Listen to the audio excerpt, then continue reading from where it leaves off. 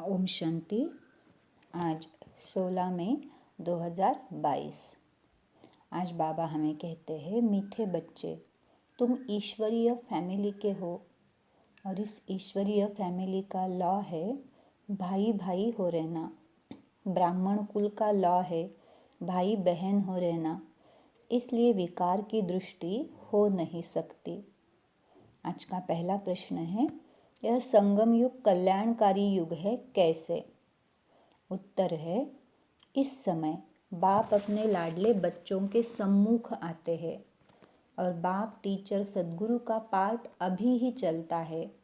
यह कल्याणकारी समय है जब तुम बच्चे बाप की न्यारी मत, जो नर्क को स्वर्ग बनाने की व सबको सद्गति देने की है, उस श्रीमत को जानते और उस पर चलते हो। दूसरा प्रश्न है, तुम्हारा सन्यास सतो प्रधान सन्यास है कैसे? उत्तर है, तुम बुद्धि से इस सारी दुनिया को भूलते हो।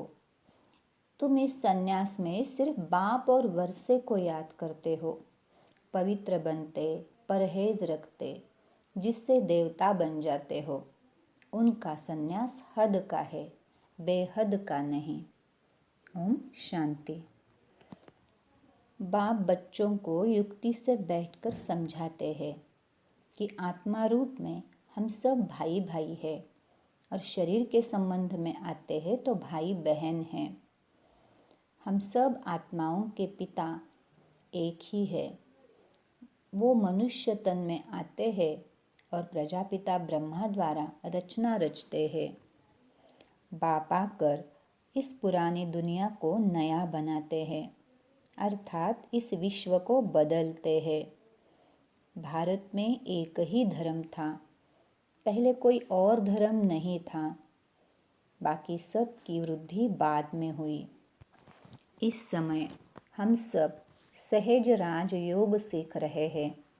कल्प पहले भी संगम पर बाबा ने सिखलाया होगा ना। बाप खुद कहते हैं, लाडले बच्चों, मैं तुम बच्चों के ही सम्मुख आता हूँ। कोई भी इस सृष्टि चक्र की नॉलेज दे नहीं सकता।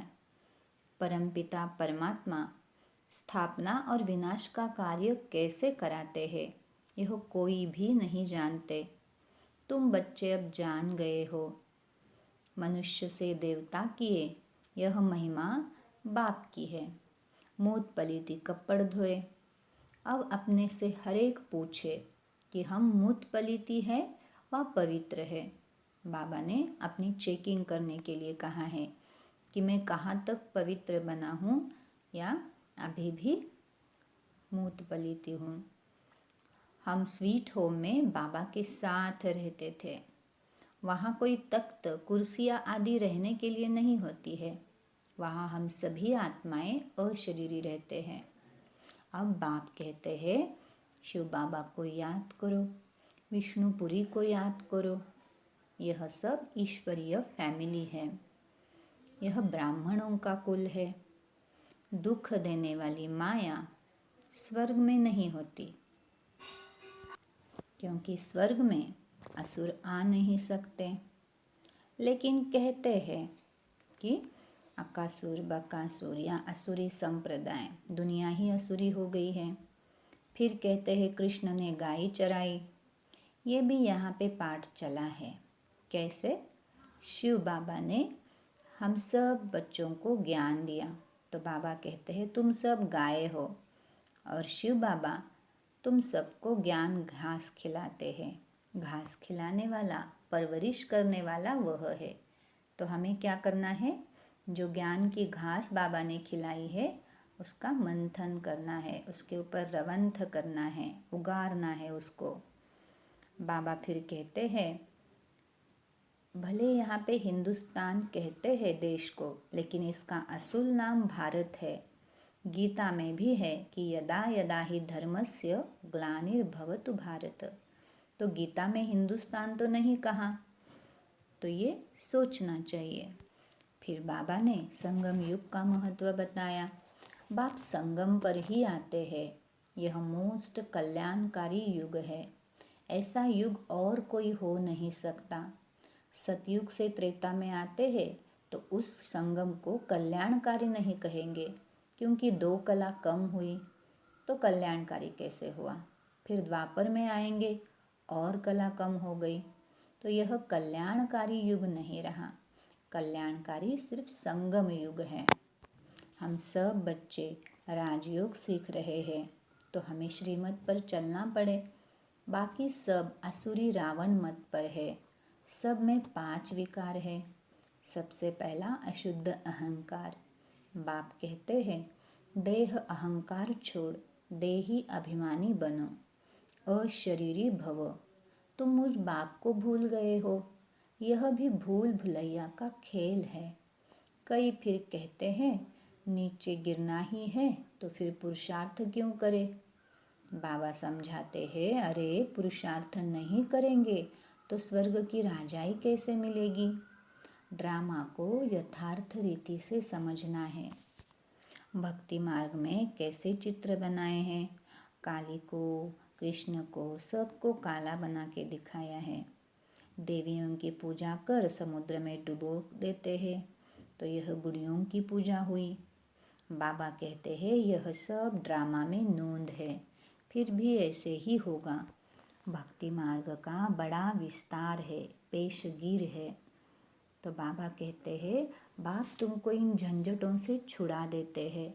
सिर्फ बाप को और वर्षे को याद करो, परहेज रखो, जैसा अन्न वैसा मन हो जाता है। अब बाप कहते हैं फिर से मैं शिवालय बनाने आया हूँ। स्वर्ग में सिर्फ देवी देवता रहते हैं। ये जो ज्ञान दिया है वो प्रायलोप हो जाता है। गीता, रामायण आदि सब खत्म होने वाले हैं। ड्रामा अनुसार फिर अपने समय पर निकलेंगे। कितनी समझने की बातें हैं। अच्छा, धारणा के लिए मुख्य सार। पहली पॉइंट, देह अहंकार को छोड़ देही अभिमानी बनना है, अशरीरी बनने का अभ्यास करना है। दूसरी पॉइंट, ड्रामा को यथार्थ रीति समझकर पुरुषार्थ करना है। ड्रामा में होगा तो करेंगे ऐसा सोचकर पुरुषार्थहीन नहीं बनना है। आज बाबा ने हमें वरदान दिया, संगम युग के महत्व को जान, श्रेष्ठ प्रारब्ध बनाने वाले तीव्र पुरुषार्थी भव। संगम युग छोटा सा युग है। इस युग में बाप के साथ का अनुभव होता है। संगम का समय और यह जीवन दोनों हीरे तुल्य है। इसका महत्व जानते हुए एक सेकंड भी बाबा के साथ को नहीं छोड़ना है।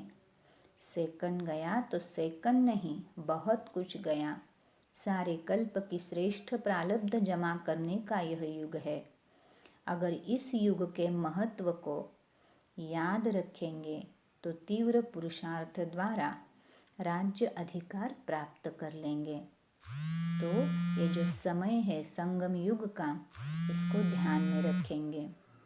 आज का स्लोगन है सर्व को स्नेह और सहयोग देना ही विश्व सेवाधारी बनना है।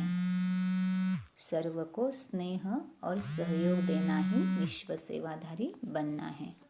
अच्छा, ओम शांति।